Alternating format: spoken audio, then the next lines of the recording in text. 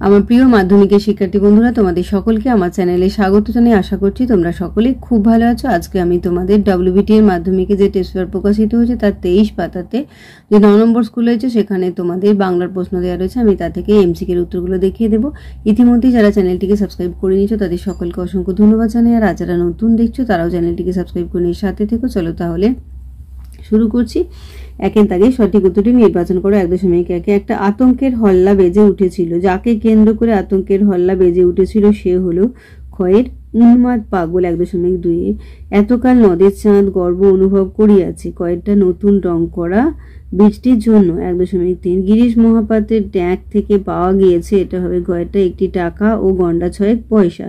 1.4 উত্তরীলা বীর দর্পে অসুরারি রিপু। অসুরারি রিপু হলেন ক্ষয়ের ইন্দ্রজিৎ। 1.5 আয় আরো বেঁধে বেঁধে থাকে কবিতাটি যে কাব্যগ্রন্থের অন্তর্গত। ঘয়টা জলই পাষাণ হয়ে আছে। 1.6 সখী সবে আজ্ঞা দিল। সখীদের আজ্ঞা দিয়েছিল কয়ের পদ্মা।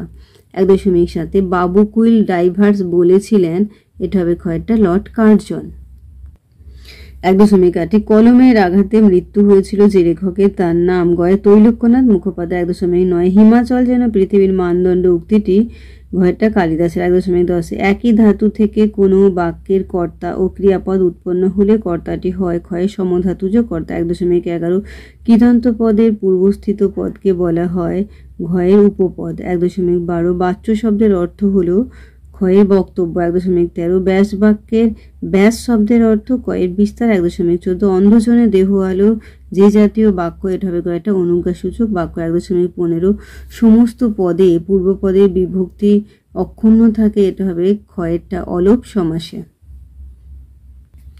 1.16 রাজভোগের ডিগবাজি খায় মাঠে। রাজভোগেরা ডিগবাজি খায় মাঠে বাক্যটিতে বাক্য গঠনে যে শর্তের অভাব রয়েছে এটা হবে ঘয়টা যোগ্যতা। 1.17 কার্যকারণ সম্বন্ধ রয়েছে এমন সম্বন্ধ পদ হলো গয়েরটা সূর্যের তাপ।